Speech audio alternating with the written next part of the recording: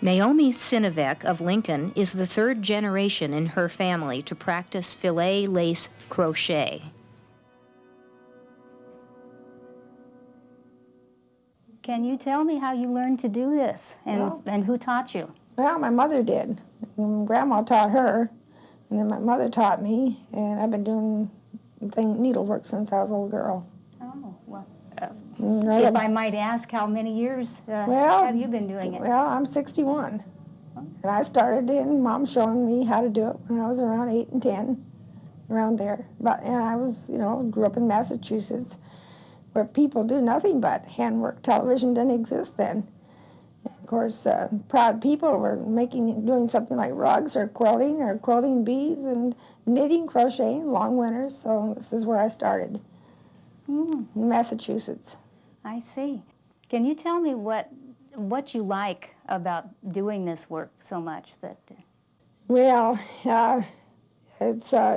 it's something that's because I have a lot of ideas, and there's no end to what you can make out of it.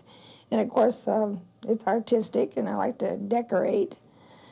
And so just how your imagination goes. And if you want to make curtains, or if you want to make porch screens, or if you want to make rugs and use the filet patterns that you find in books, you can put that into a theme for your home, and use that then make your dust ruffles and your crocheted bedspreads in the theme, and pillow shams.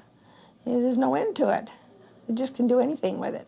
I understand you can make pictures. In fact, you showed me something here that I believe that was done by your mother? Yes, and this was one of her things, and she liked to do stuff like this. This is, of course, out of a heavier gauge thread, so it's heavier, but this is really what it is. It's pictures into crochet lace, and it's using a pattern, and you just hold it in your lap. You don't need a frame, and you just follow the pattern, and when you come to where the pattern says you form a picture into it.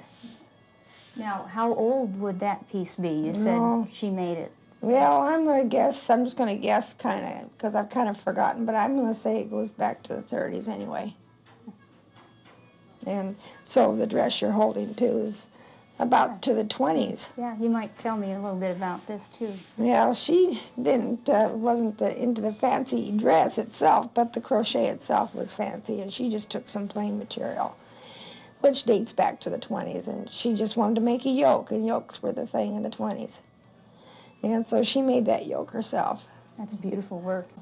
I'm going to take these things off, they won't stay up. But, it's just, and then you can take it and use it on your chairs. And you remember the old chairs, chair pads and covers you had in the backs?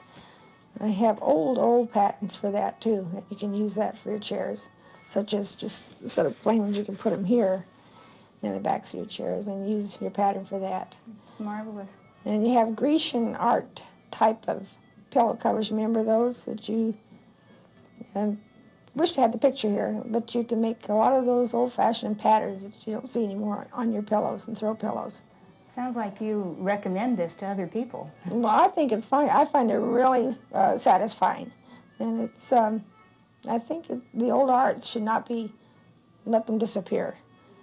I think that the new things are okay, but being where I come from, I treasure them more.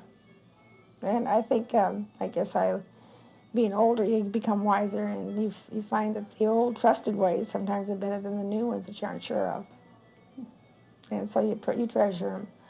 And plus, it's from your family and our history, and my husband's a history buff too. And that's our stability. That's our foundation. That's security.